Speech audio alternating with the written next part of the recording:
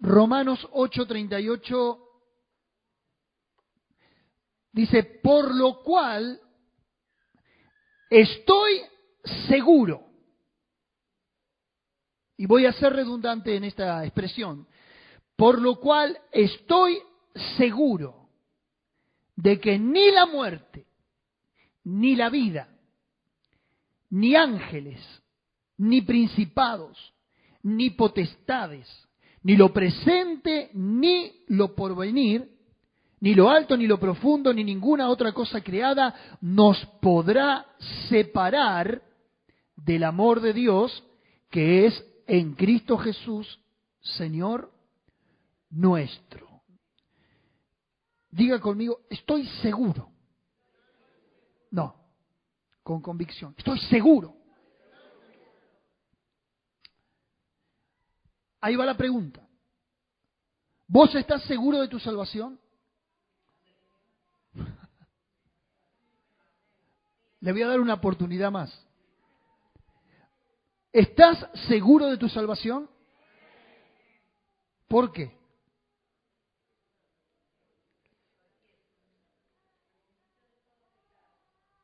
Vamos a ver. En el libro de Romanos no se puede estudiar esta epístola sin considerar la cultura a la que Pablo le está hablando. Junto con la cultura griega, fueron los padres de la jurisprudencia. Vuelvo a repetir, junto con los griegos, los romanos, fueron los padres de la jurisprudencia, al igual que los padres de la república. Lo que hoy nosotros tenemos el concepto tanto político como de relación a Estado, a país. ¿Sí? Ahora, enfoquémonos en la parte de la jurisprudencia. Ellos son los padres del derecho que corresponde a los ciudadanos. Entonces, en esta mañana voy a utilizar y voy a hablar en algunos términos legales. Y vamos a ver, ya que usted está tan seguro de su salvación, vamos a ver 3 instancias de un reo ante los tribunales de justicia por un delito común. ¿Sí? 3 instancias en las que pasaba una persona acusada por un delito y que está en el pensamiento del apóstol Pablo para graficar nuestra salvación. Tenemos que hablar en términos legales, así que vamos con el primero. Está en el versículo 33. Seguramente usted le hace una lectura ligera a estos pasajes y encuentra una suerte de consuelo. No es un texto que se ignore como algunos otros pasajes de la Escritura, es un texto muy conocido y me atrevo a decir hasta muy predicado, pero poco tenido en cuenta en términos judiciales. En el verso 33, usted lee, ¿quién acusará a los escogidos de Dios? Dios es el que justifica. Pero déjeme por un momento pararme en la palabra acusará o acusación. Y yo dije recién a modo de introducción que íbamos a ver 3 instancias en las que un reo ante los tribunales de justicia es presentado por un delito común. Diga conmigo, acusación. Y un reo era encontrado en una infracción a la ley por un delito cualquiera, y lo primero que hacían era llevar la justicia a los tribunales. Y la acusación es algo que está contemplado. Hoy usted no podría acusar a nadie libremente sin hacerlo bajo el aspecto legal. Porque si usted acusa a una persona, primeramente tiene que tener pruebas, ¿sí?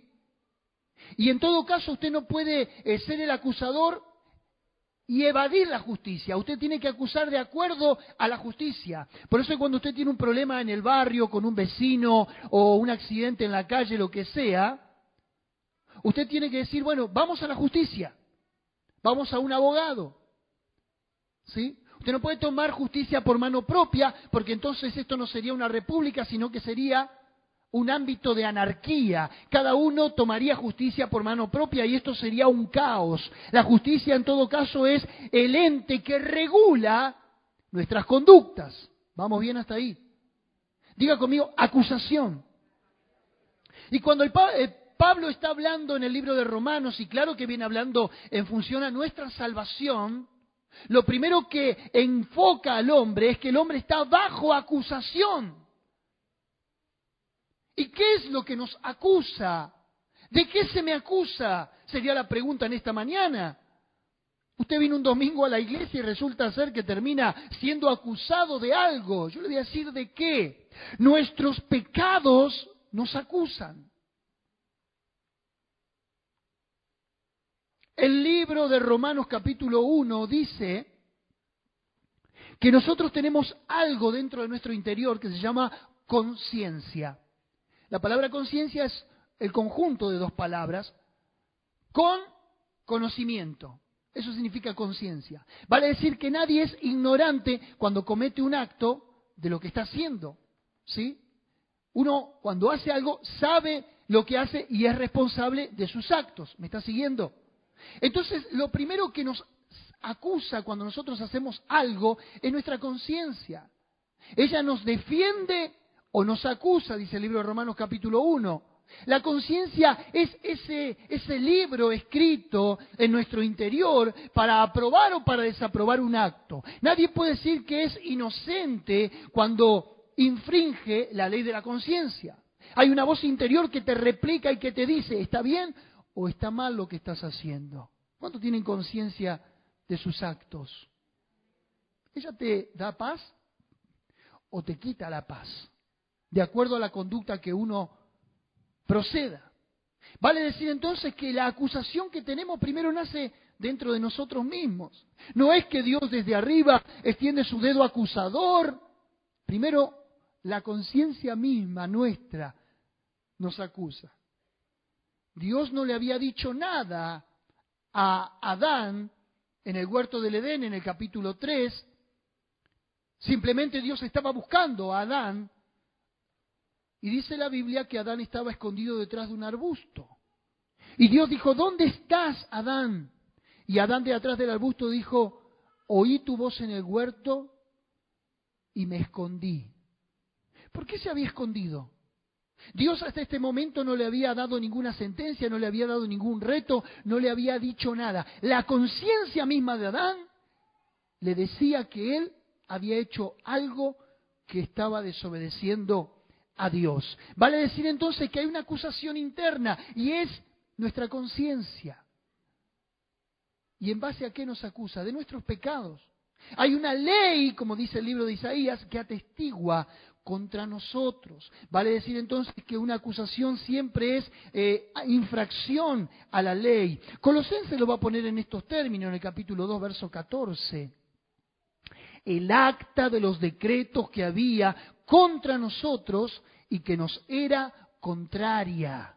Vale decir que, según la Biblia, tenemos cargos que juegan en contra nuestro. Amigo, si no estás en Cristo hoy, con la investidura que me compete, yo te notifico por medio de una cédula judicial, que es la palabra de Dios, que está bajo acusación. Y que estás imputado por quebrantar la ley divina. Pero quiero darte una buena noticia. Hay un abogado defensor y se llama Jesucristo de Nazaret y Él puede mediar ante la corte del cielo para tomar tu causa. Pero estás bajo acusación. El reo iba y lo ponían bajo acusación. La segunda instancia que atravesaba un reo o una persona que había terminado en la justicia. Sigamos viendo la parte negativa del texto, ¿sí? Es en el verso 34. Si usted lo lee rápido, dice, ¿quién es el que condenará? La segunda instancia es la condena. Primero dijimos acusación. Ahora condena. ¿Qué es la condena? Para la jurisprudencia romana. es la sentencia. Si se prueban los cargos en tu contra, fehacientemente, la sentencia se mantiene firme. Si los cargos están en tela de juicio o en duda, se te puede condenar, pero puede caer la condena y podés llegar a ser absuelto. Cuando uno escucha a veces se mantiene firme la sentencia, es porque los cargos son evidencia justa. Quiero decirte algo. El hombre se le probó su culpabilidad. Y encima bajo intencionalidad. Porque todos respondemos bajo voluntad cuando hacemos un acto u otro. Así que hay doble condena.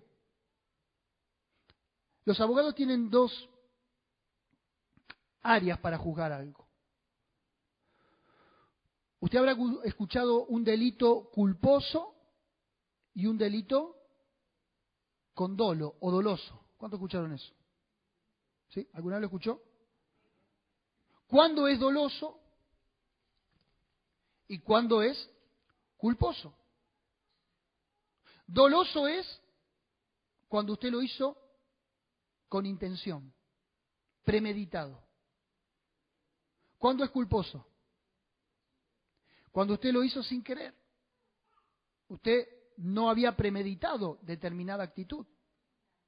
Pero nuestros pecados, hermanos queridos, son dolosos, porque están con intencionalidad, según lo que yo le voy a probar ahora. ¿Está bien? Hoy me llevo la matrícula, me parece. Romanos 5:17 nos dice que son dolosos nuestros pecados. Por cuanto todos pecaron, y si la Biblia dice todos pecaron, todos, por favor hágase cargo. Pero, por cuanto todos pecaron es Romanos 3:23. Romanos 5:17 dice así: por la transgresión de uno vino la condenación a todos. ¿Por qué? Por la transgresión de uno vino la condenación a todos. Estábamos hablando de Adán. ¿Sabes por qué? Porque hay complicidad con Adán. Por el solo hecho de llevar su sangre contaminada. Si usted va manejando un vehículo, como le pasó a un amigo, remisero, sube una persona para hacer un viaje y dice, ¿me llevas hasta tal lugar? Sí, cómo no. Esa persona toma el remis, pero no con la intención de ir a visitar a alguien o de llegar a destino, sino de ir a cometer un robo.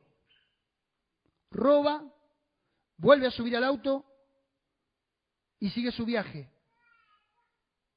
El que lo conducía al auto, ¿tuvo algo que ver? Es cómplice. Pero, pastor, es cómplice para la justicia. Por el solo hecho de llevarlo, pero él no sabía. Es culpable hasta que se pruebe lo contrario. ¿Me está siguiendo? Usted es cómplice con Adán, yo soy cómplice con Adán. Nosotros llevamos su sangre. Nosotros no estuvimos en el huerto del Edén, pero somos copartícipes de su naturaleza y se lo puedo probar con la Escritura. ¿Me está siguiendo? Romanos 5:19 va a decir también algo interesante. Por la desobediencia de un hombre, los muchos fueron constituidos pecadores. Por la transgresión de uno pagamos todo. Por la desobediencia de uno, todos también somos constituidos pecadores. Te voy a ponerlo en estos términos. ¿A vos te roban? ¿Querés que el que tal hizo sea condenado? Bueno, vos pecaste, mereces un castigo. Es que es así la justicia. Dar a cada quien lo que corresponde. Ese es el término de justicia. El significado. Claro, cuando se trata de los demás, sí que paguen. Ahora, cuando la justicia falla en contra tuyo, es justicia. Dijimos, acusación, dígalo conmigo, condenación, que es el dictamen de la sentencia. Y por último, verso 35, por último en mi primera parte. ¿Quién nos separará, dice uno? Separación. Y la separación, en los términos de jurisprudencia romano, era reclusión. Se los separaba de la sociedad. Una persona que infringe la ley, una persona que comete delito, una persona que mata o que roba, para la sociedad no está apto para la convivencia. No puede convivir con el resto de la sociedad porque le está produciendo un prejuicio. Entonces, la ley que dice esa persona necesita ser acusada, ser condenada y ser separada. Y la separación tiene que ver con la reclusión. Sí. Y la reclusión tiene que ver con el tiempo y la ejecución de la condena. Cuando te dan la sentencia, te dicen, bueno, usted es culpable, usted va a estar separado, recluido, y estas son las formas en las que va a estar recluido. Estas son las formas en las que usted va a tener que pagar su conducta. Y la ejecución de la condena. Ahora, cualquier preso, depende del delito, se le adjudican determinados años. Tiene chance de salir antes, comportamiento, conducta, estudios, demostración de aptitud para convivir con la sociedad nuevamente. Pero quiero decirle que en términos espirituales, nuestra separación o nuestra reclusión es eterna. Así que a quien le den cadena perpetua en esta vida es ganancia. Aquel que en términos espirituales quebranta la ley de Dios, le espera una cadena perpetua, una cadena perpetua. Y ahí no hay 2 por 1. Ahí no hay salida a transistorias. Ahí no hay ni pulsera, ni tobillera, ni vincha, ni nada. Bueno, la de la vincha la inventé yo ahora. Alguien dijo el otro día y me causó risa. ¿Cómo vine a este mundo? Sin pelo, sin diente, desnudo. De ahí para adelante todo ganancia. Hermanos queridos, la Biblia dice que nosotros estamos bajo acusación, bajo condenación y bajo reclusión o separación, por cuanto todos pecaron y están destituidos de la gloria de Dios. Hasta aquí vimos la parte negativa de lo que nos corresponde, o en este caso, hablándole a cristianos nacidos de nuevo, lo que nos correspondía. Pero ahora vamos a ver la parte positiva, el fallo de Dios a nuestro favor. Hasta acá somos todos culpables, hasta acá se nos leyó una cédula de notificación, quedamos bajo acusación, yo no hice nada y de repente me encontré no solamente acusado, condenado, sino que también separado y recluido. Pero ahora quiero darte la otra cara de la moneda. Primero, verso 33.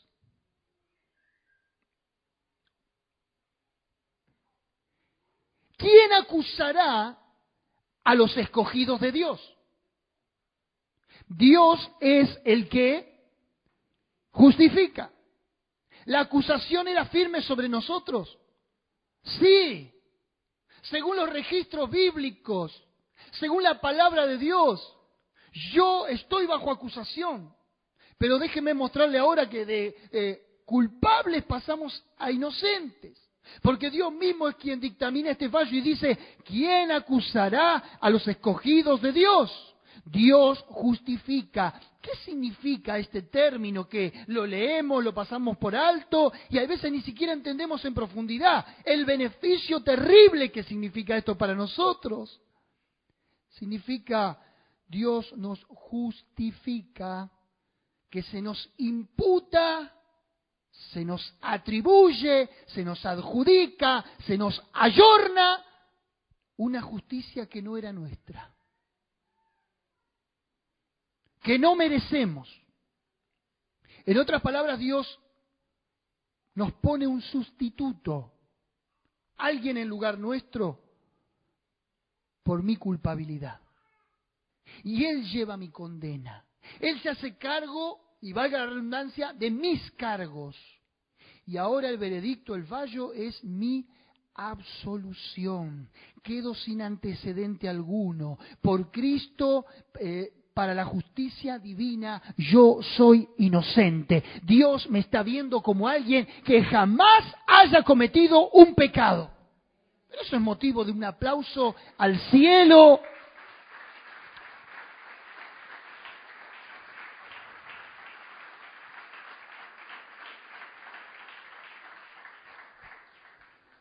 Segundo, estábamos acusados y a la final de la acusación pasamos a ser inocentes. Sí, porque Dios proveyó este medio llamado justificación, que es impartir la justicia de uno a otro sin merecerlo, porque es Dios.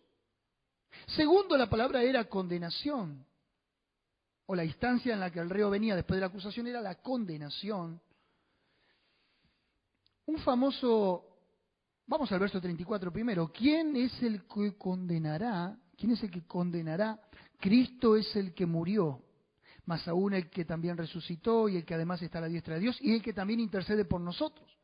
Decía que un famoso evangelista del 1800, Moody, decía, la ley me puede perseguir hasta el Calvario, no más allá. Claro que no está hablando en cuanto a la ley terrenal, sino que está hablando en cuanto a la ley divina.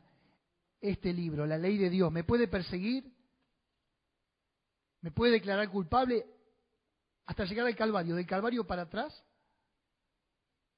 No me puede perseguir más, porque en el Calvario hay uno que pagó la ley, y ese fue Cristo. ¿Te merecías la condena? Sí, sí, sí. ¿Y qué pasó? No sé. Apareció otro por mí. Es como aquel que debe plata y viene alguien y le paga la deuda. Ya está, la deuda está cancelada. No preguntes demasiado quién tuvo ese acto de generosidad. Quiero que vayas a Lucas 23, 17 al 25. Lucas 23, del 17 al 25. Y este fue el caso de Barrabás. Y si se me permite, este sí que fue el primero en disfrutar la gracia. Algo que no merecía, no pidió, no tenía derecho, parecía inclusive injusto, pero así es Dios. Dice Lucas 23, 17 al 25. Y tenía necesidad de soltarles uno en cada fiesta. Mas toda la multitud dio voces a una diciendo, fuera con este y suéltanos a Barrabás. Y mire quién era Barrabás, un bebé de pecho. Este había sido echado en la cárcel por sedición en la ciudad y por un homicidio. Les habló otra vez Pilato queriendo soltar a Jesús. Pero ellos volvieron a dar voces diciendo, crucifícale, crucifícale. Él les dijo por tercera vez, pero qué mal ha hecho este. Ningún delito digno de muerte he hallado en él. Le castigaré pues y le soltaré. Mas ellos instaban a grandes voces pidiendo que fuese crucificado. Y las voces de ellos y de los principales sacerdotes prevalecieron. Y le soltó a aquel que había sido echado en la cárcel por sedición y homicidio. Y a quien habían pedido. Y entregó a Jesús a la voluntad de ellos. ¿Tiene explicación? ¿Tiene explicación? ¿Tiene lógica cambiar un terrible homicida por alguien que nunca hizo nada? De acuerdo al concepto y al criterio humano. A ver, apelamos al sentido común. ¿Usted con quién se queda? Ah, con Barrabás, me dice. No. ¿Con quién se queda? A ver, ni siquiera Pilato le entraba en la cabeza, pero estos judíos, ¿qué le pasó? ¿Leyeron mal la ley hoy? ¿Qué le pasó a los judíos? ¿Cómo es que me están pidiendo un asesino que ya está condenado, que está en la cárcel, y el delito está comprobado, homicidio, sedición, y me pide que a un inocente lo impute por algo que no hizo, no mató? ¿Sabe cómo se llama eso? Gracia. Seguramente fue un soldado romano, esos bien rústicos, abrió ese calabozo hediondo y le dio una patada a Barrabás abajo de las costillas. Levántate, salí de ahí, vamos. Vino mi día de ejecución, dijo Barrabás. Lo sacan, lo llevan al podio, al enlosado, y lo ponen al lado de Jesús. Barrabás no entendió nada. Todos pedían que sea suelto y Barrabás dijo, ¿cuándo vi tanta generosidad en el pueblo hacia mí? ¿Qué le pasó a la gente? Pero ¿saben qué? Barrabás no preguntó nada. Barrabás dijo, no, señores, este hombre no hizo nada. ¿Qué hizo Barrabás? Aprovechó la oportunidad. Y vos tenés que tomar ejemplo de Barrabás. De no preguntar, de no cuestionar, de no entrar demasiado en esa maraña de aceptar la gracia de Dios y dejar que todo tu pasado quede imputado sobre aquel que dijo, nadie me quita la vida, yo la pongo por mí mismo. Mi vida voy a entregar por la salvación y por el rescate de muchos. Barrabás no preguntó nada y quedó suelto.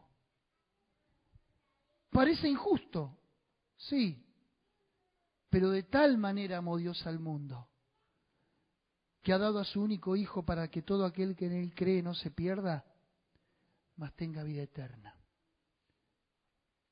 Dijimos acusación, condenación. ¿Quién nos acusará? Dios es el que justifica. ¿Quién nos condenará? Cristo es el que fue a pagar en lugar nuestro.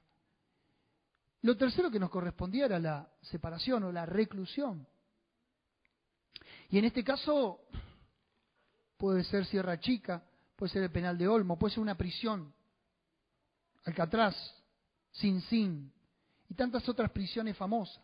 La isla de Patmos en el caso del apóstol Juan. Todavía es ganancia que en esta vida nos condenen, seamos recluidos, separados. El tema es, en términos espirituales, la condena es eterna. Y la condena, dice la Biblia, es el infierno. Pero resulta ser que de estar en el infierno, ahora pasamos al cielo. De la prisión a la libertad, de la oscuridad a la luz, del odio al amor, del rechazo a la aceptación. El libro de Romanos tiene 16 capítulos. ¿Sí? Hasta el capítulo 8, hasta la mitad del libro, somos todos pecadores. Y estamos todos bajo condenación. Del capítulo 8 al 16, capítulo 1 al 8 somos todos pecadores. Del 8 al 16 estamos coronados, estamos salvos y estamos reivindicados por la sangre de Cristo. El libro de Romanos se divide en dos, antes de Cristo y después de Cristo. Pero entonces, sería la pregunta retórica en esta mañana, ¿quién paga el castigo? Nadie fue preso, todos quedaron en libertad. Vieron que uno a veces hace esa pregunta. Siempre nos planteamos esto. No, quiero decirte que no fue tan fácil. Vos y yo quedamos libres. Vos y yo quedamos absueltos de culpa y cargo. Hubo alguien que pagó toda la condena por nosotros. Y uno de mis puntos en el sermón es, Jesús fue a los infiernos y tenía que ir al infierno Jesús en su carácter de hombre de pecado, porque en la cruz Jesús fue hombre de pecado, y muerto en maldición. La ley decía, maldito todo aquel que muriere colgado sobre un madero. No fue gratuita tu libertad. No fue gratuita tu fianza. No fue gratuito que hoy digas, sí, estoy seguro de mi salvación. Eso no fue gratuito. Jesús fue a los infiernos. Y hay una teología moderna que dice lo contrario. Pero las Escrituras afirman esto. Efesios capítulo 4, versos 9 y 10, dice, pero eso de que subió, ¿qué es? Sino que también había descendido primero a las partes más bajas de la tierra. Y el que descendió, el mismo que también subió por encima de todo los cielos para llenarlo todo. Dice que descendió a las partes más bajas de la tierra. Y hay dos interpretaciones acerca de este texto. La primera es que descendió al infierno, que se considera según la Escritura el Hades, el Seol, en el corazón de la tierra. Primera de Pedro capítulo 3, versos 18 y 20. Dice también que Jesús fue a los infiernos. Capítulo 3, Primera de Pedro 18 y 20 dice, porque también Cristo padeció una sola vez por los pecados, el justo por los injustos, para llevarlos a Dios, siendo a la verdad muerto en la carne, pero vivificado en espíritu, en el cual también fue y predicó a los espíritus encarcelados, a los demonios. ¿Dónde están los espíritus encarcelados? Que estos espíritus encarcelados son los ángeles caídos. Estaban en el Seol, estaban encadenados, estaban en el infierno. ¿Cuándo Pastor Jesús fue a los infiernos? Desde el día que murió, desde el día que dijo consumado es, expiró y agachó la cabeza, hasta ese día que resucitó de entre los muertos. 3 días estuvo en el infierno, pero no estuvo en una capacidad inactiva. Él fue a los infiernos en carácter de hombre de pecado. Dios tenía que cumplir la justicia. El Salmo 90 dice, ¿quién soportará la ira de Dios? Jesús la soportó en el infierno. Pero en Mateo capítulo 12, verso 40, arroja más luz todavía. Mateo 12, 40 dice,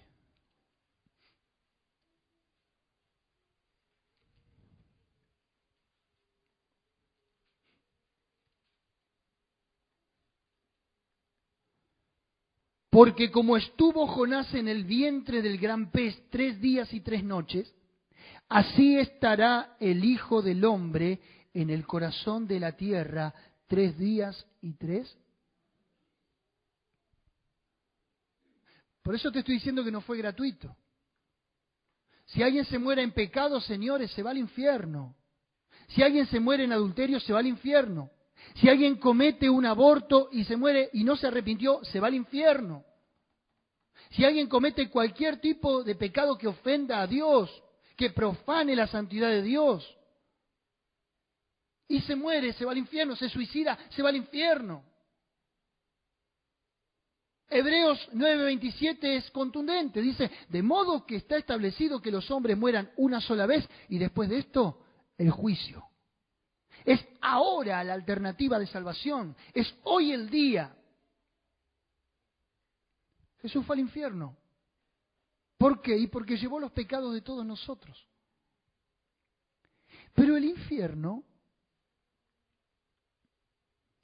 lo escupió, porque allí había una promesa que a él no lo hacía compatible con ese lugar. Hechos 2:27. No pudo estar más de 3 días en el infierno.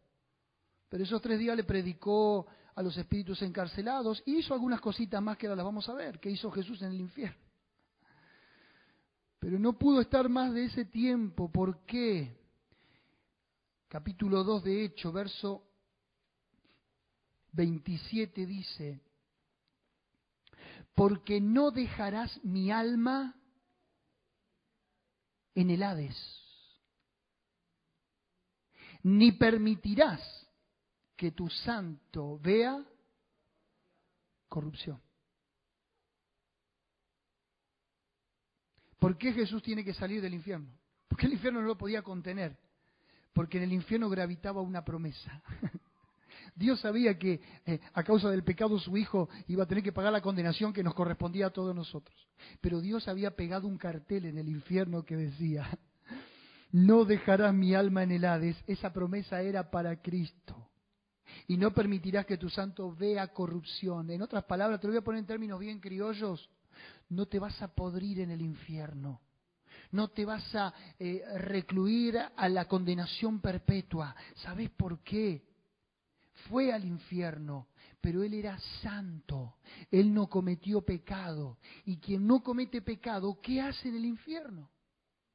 No es el ámbito, no es su hábitat, no es su contexto, no es su lugar. Así que si sos santo, no vas a ir al infierno. Si Dios ya te selló con la promesa de salvación, no es el lugar que te va a corresponder. Te voy a decir qué otras cosas hizo Jesús en el infierno. Apocalipsis 1:18 dice: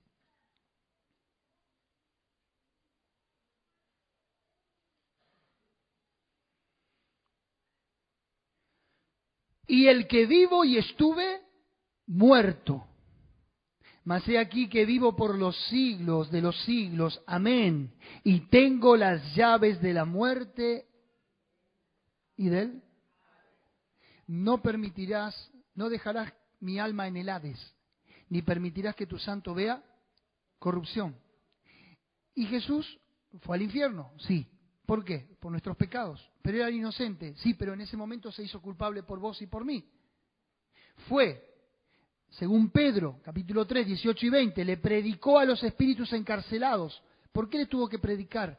Porque tuvo que reivindicar su imagen de Salvador, porque tuvo que decirle que era Él el que estaba prometido, del cual ellos no creyeron y se rebelaron contra Dios. El mismo Hijo de Dios fue a ese lugar a testificar la justicia divina.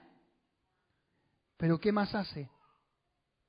Tengo las llaves de la muerte y del Hades.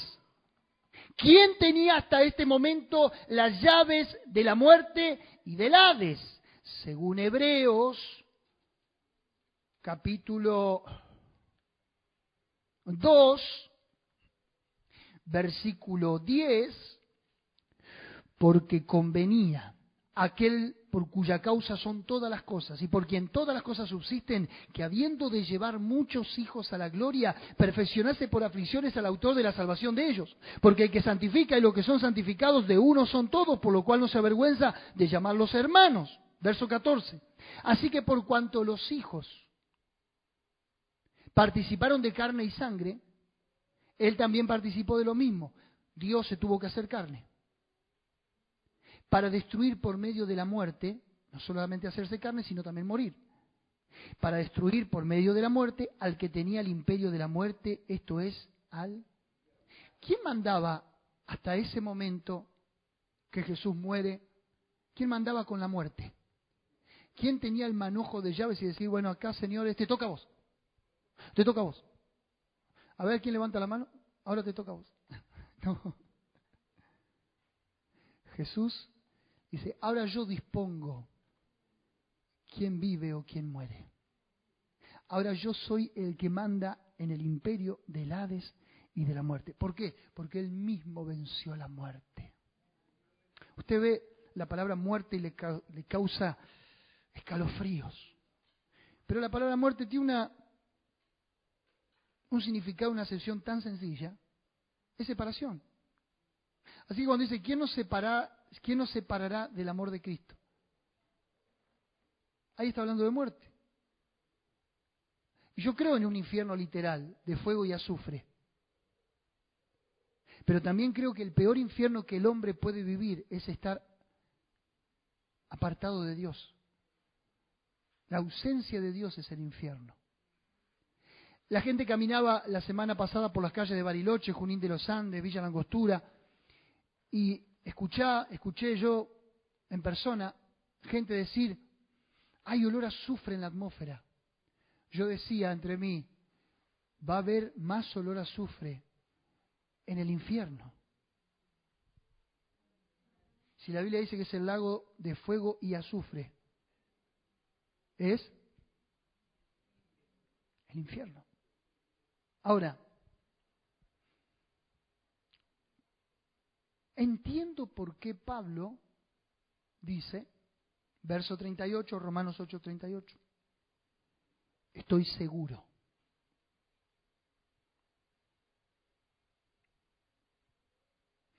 Estoy seguro. Lo busqué en un montón de versiones para asegurarme de estar seguro. Y en todas las versiones dice, estoy convencido, tengo convicciones, me es convincente, no tengo duda alguna. Hay cristianos que vos lo confrontás con la pregunta, ¿estás seguro de tu salvación? Y después de todo lo que Pablo viene diciendo en el verso 33, 34, 35, después te lo puso en términos de jurisprudencia romana, donde uno pudiera entender bien los aspectos y los procedimientos legales. Y después de lo que Cristo tuvo que padecer, ¿a vos te parece todavía dudar de la salvación?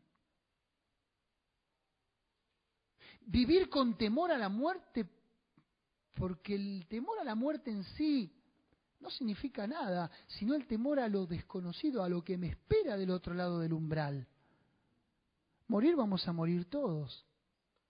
Así que sería momento en que dejemos de temer a la muerte, porque también es parte de la vida.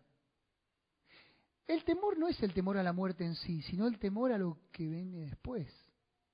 O el temor a pararnos ante aquel que debemos de dar cuenta. Yo creo que ahí radica el temor.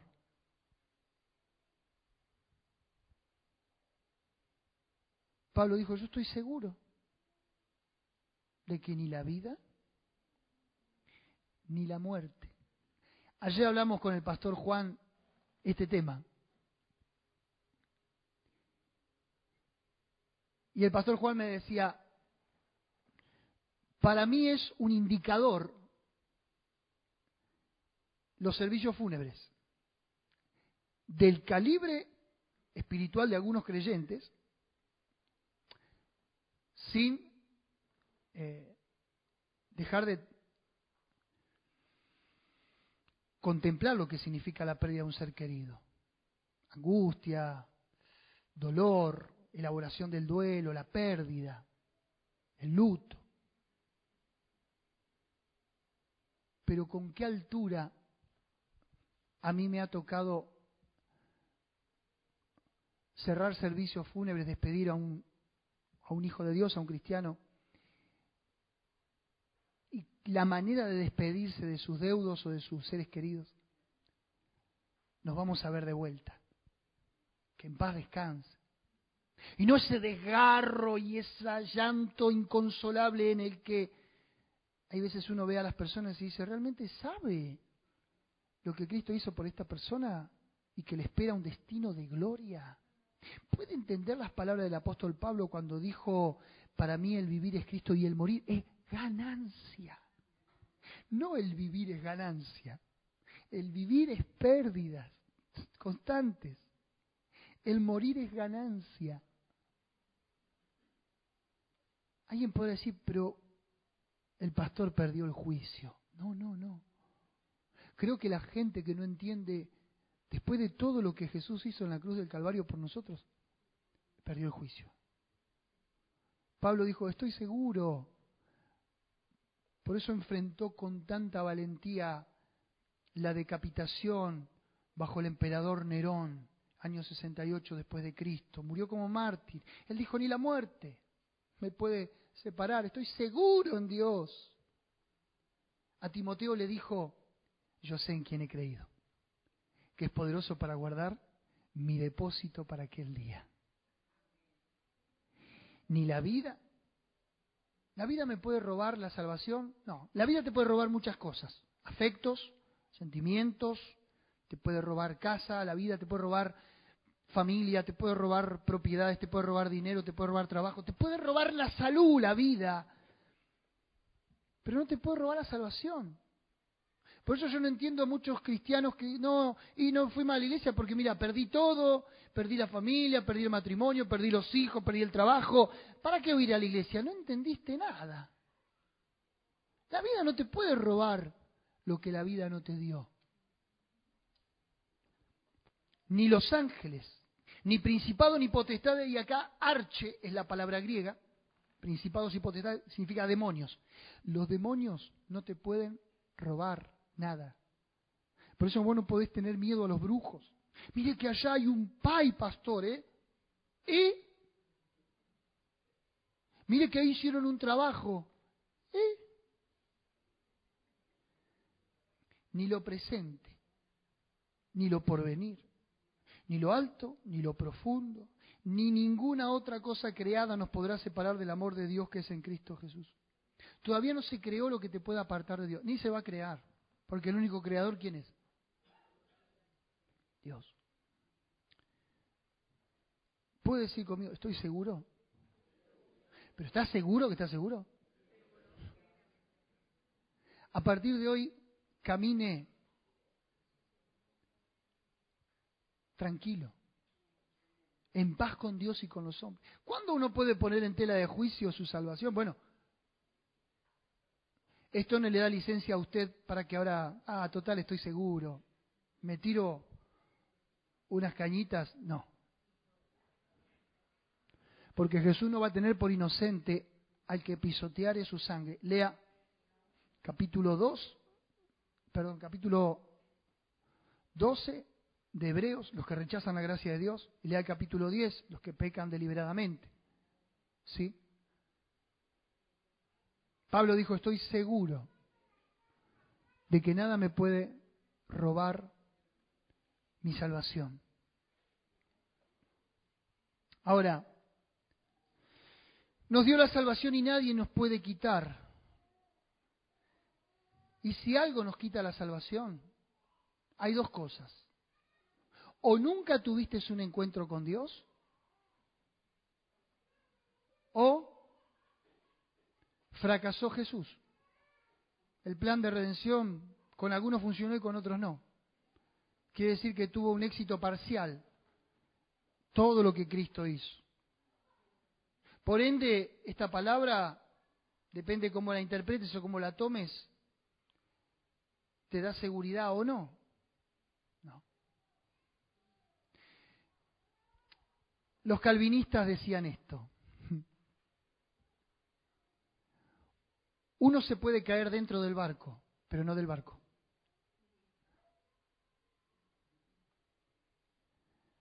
Podés llegar a cometer errores en este camino de la salvación. Podés llegar a decir, estoy mal con Dios.